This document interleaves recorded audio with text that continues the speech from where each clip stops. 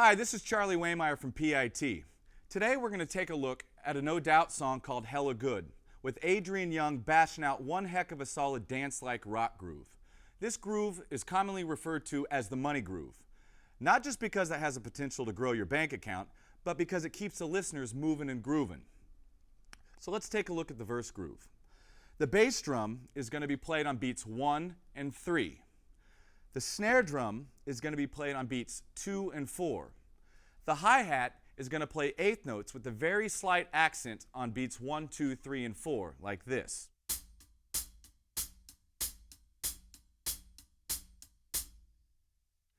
On every other bar, he's going to open the hi-hat on the and of 4 to create a 2-bar phrase. And that groove sounds like this.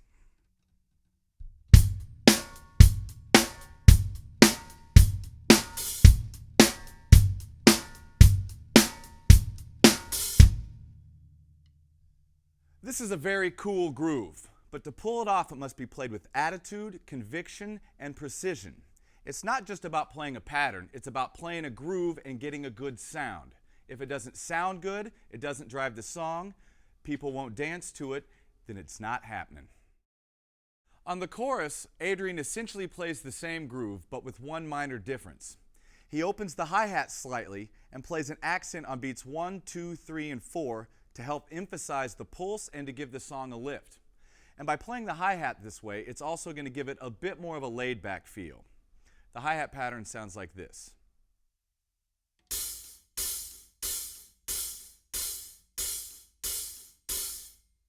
Has a little bit more of an open sound. So with the groove on the chorus, this is what it sounds like.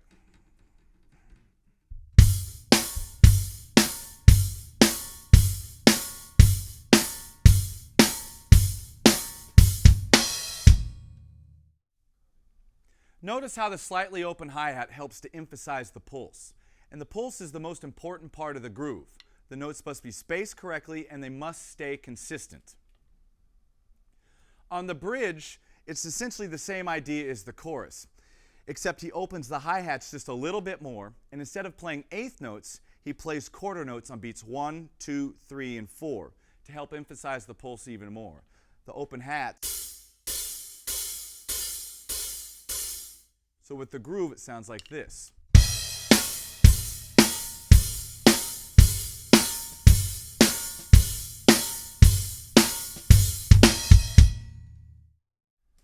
Although the hi-hat doesn't necessarily drive the groove, it does have a big impact on the feel. Now let's move on to the fill.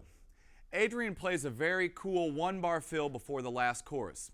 It's based on grouping 16th notes into groupings of 3 and then playing only the first 2 16th notes of each group.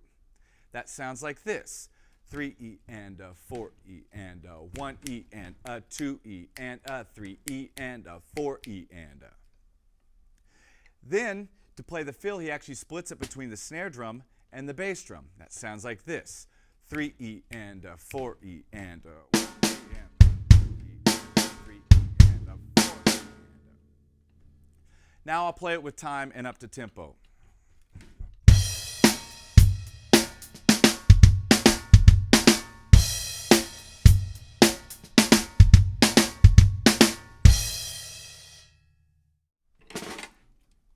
Now this is one cool groove, and although the grooves in this song may sound easy or beneath the more experienced player, this couldn't be further from the truth.